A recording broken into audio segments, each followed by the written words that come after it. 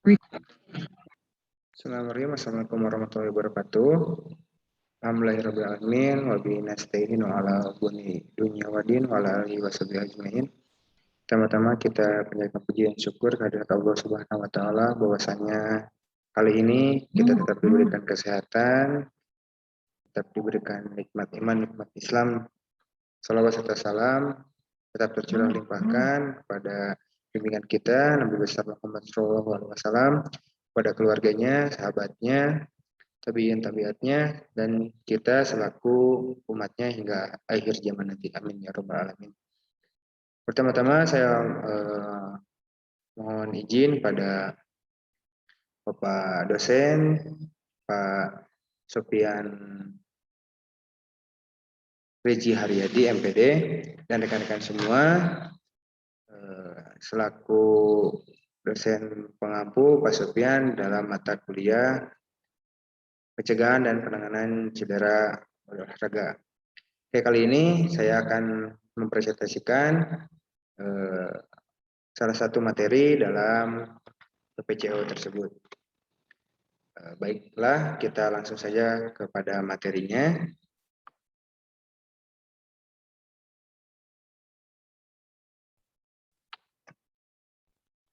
Pencegahan dan perawatan cedera olahraga disusun oleh Sandra Irawan, PMG 1C 1905. Penanganan cedera olahraga. Cedera olahraga adalah cedera yang terjadi pada sistem otot dan rangka tubuh selama olahraga akibat suatu ketidaksengajaan, kecelakaan, maupun kesalahan yang sebenarnya dapat dihindari seperti kurang pemanasan, faktor motorik, intensitas latihan yang terlalu berat, dan tingkat stres yang tinggi. Cedera olahraga yang paling sering terjadi yaitu keseleo, cedera lutut, otot bengkak, cedera tendon, fraktur, dan dislokasi. Apa yang harus kita lakukan ketika terjadi cedera? Pengobatan cedera biasanya diawali dengan melakukan metode REST, yaitu R-nya adalah rest. Rest, istirahatkan bagian tubuh yang mengalami cedera. Kemudian ada ice, letakkan bungkusan es, ice pack pada bagian tubuh yang mengalami cedera. Lakukan selama 20 menit, 4-8 kali sehari. Kemudian ada C, compressing. Balut bagian tubuh yang mengalami cedera dan ditekan agar tidak terjadi pembengkakan. E, elevation. Tingkat posisi bagian tubuh yang mengalami cedera agar transportasi aliran darah kembali lancar. Mengapa rest itu penting? Yaitu untuk membantu menghilangkan rasa sakit, mengurangi pembengkakan, dan percepatan pembuluh darah pada pertolongan pertama ketika terjadinya cedera. Setelah melakukan metode rest, jika kondisi cedera tidak kunjung membaik, biasanya tenaga ahli akan melakukan beberapa tindakan lain sesuai dengan cedera yang dialami, diantaranya obat anti-inflamasi non-steroid atau NSAIDs. Kedua adalah imobilisasi, ketiga ada operasi, keempat ada terapi, kelima ada proliferasi dan rehabilitasi. Apa yang dapat dilakukan untuk mencegah cedera? Ada banyak hal yang dapat dilakukan untuk meminimalisir terjadinya cedera, di antaranya yaitu menggunakan perlengkapan olahraga yang benar dan sesuai tentunya.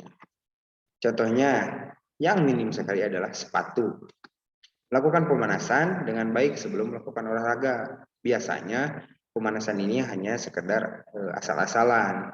Padahal dalam suatu melakukan kegiatan olahraga, pemanasan itu adalah hal yang sangat penting untuk memulai suatu olahraga. Kemudian adalah gunakan teknik yang tepat. Jadi jangan asal untuk melakukan olahraga. Selanjutnya adalah gunakan waktu istirahat dengan baik. Biasanya jangan pernah memaksakan ketika memang tubuh kita sudah tidak bisa diajak kerjasama lagi. Kemudian perhatikan asupan cairan dan makanan, dan terakhir adalah lakukan peregangan setelah melakukan olahraga. Cedera saat fitness, penyebab dan penanganannya. Ada banyak macam cedera saat fitness. Yang paling ringan misalnya memar dan tergores. Sedangkan yang lebih serius antara lain patah tulang, pergelangan tangan, cedera jari dan tangan, kerusakan tulang rawan, ligamen lutut interior, ACL, robek ya. Kemudian sakit lutut dan punggung bawah, fraktur tulang belakang dan cakram hernia, ketegangan atau robekan tendon Achilles, pergelangan kaki terkilir, ketidakstabilan bahu, fraktur Colles. Gejala cedera saat fitness. Gejala cedera akut meliputi rasa sakit yang datang tiba-tiba, kemudian ada bengkak, yang ketiga ada tidak mampu menempatkan beban pada kaki, lutut, pergelangan kaki, atau kaki. Lengan, siku, pergelangan tangan atau jari terasa perih. Tidak. Maaf. Tidak bisa menggerakkan sendi seperti biasa. Kaki atau lengan terasa sangat lemah. Kemudian tulang atau sendi terlihat tidak pada tempatnya. Kemudian pertolongan pertama cedera atau memar. Gejala cedera kronis meliputi sakit saat bermain, sakit saat berolahraga, rasa nyeri yang tertumpul pada saat istirahat, pembengkakan. Penyebab cedera saat fitness.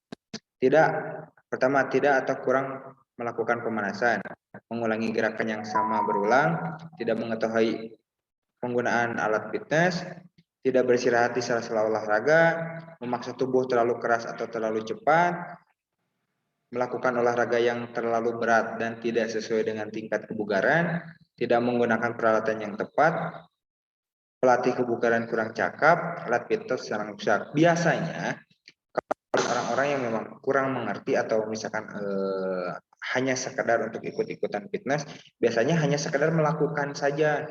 Jadi pemanasannya kurang, kemudian tidak tahu penggunaan secara tepat alat fitness tersebut. Jadi hanya sekedar memainkan atau sekedar dipakai saja, tapi tidak tahu manfaatnya, teknik yang betulnya seperti apa, seperti yang tadi di awal. Jadi tidak menggunakan teknik yang benar atau teknik yang baik.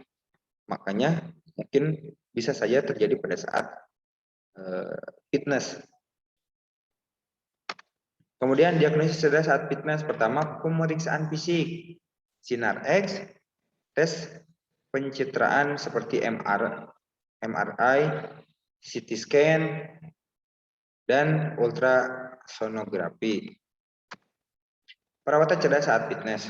Istirahatkan bagian yang cedera, berikan es pada cedera untuk mengurangi pembengkakan, pendarahan, dan peradangan.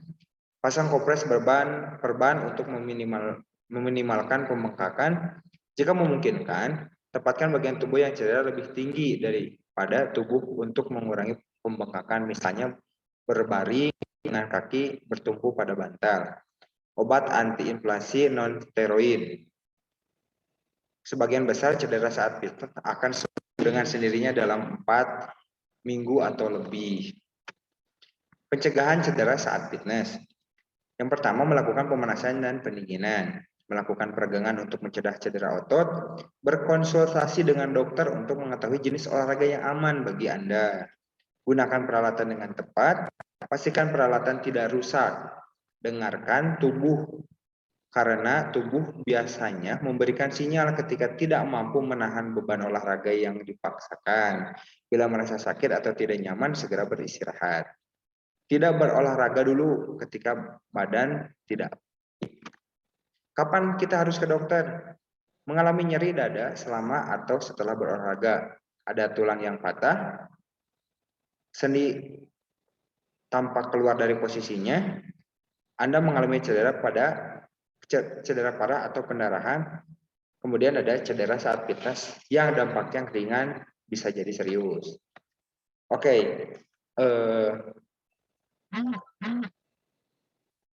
mungkin itu salah pemaparan materi dari saya. Intinya mungkin pada saat berolahraga di fitness atau fitness center atau di gym itu harus mengetahui dulu kebutuhan kita itu apa untuk bisa berolahraga di sana. Disesuaikan dulu dengan kebutuhan kita. Apakah memang perlu atau misalkan memang posisinya pas atau tepat untuk melakukan bisnis tersebut. Jadi jangan sampai hanya ikut-ikutan. Ikut-ikutan boleh, tetapi asal lebih tahu manfaatnya. Kemudian jangan, intinya kalau misalkan dari bahasa anak mudanya malah jangan sok tahu. Jadi lihat memang kebutuhan untuk kitanya apa, alat yang digunakan apa, tekniknya seperti apa, kemudian jangan sampai sok-sokan.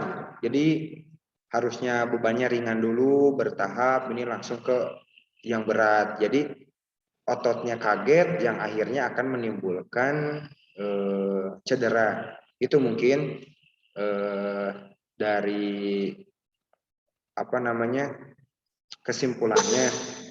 Dan jangan lupa pemanasan yang baik dan benar, intinya seperti itu. Jadi jangan sekedar gerak saja, yang paling pentingnya adalah olahraga, bukan olahraga, maaf, pemanasan yang baik. Mungkin itu saja yang bisa saya sampaikan. Mohon maaf bila masih ada banyak kekurangan dalam penyampaian materi, dan mohon maaf apabila ada kesalahan dalam tutur kata, mohon dimaafkan. Mungkin sekian dari saya.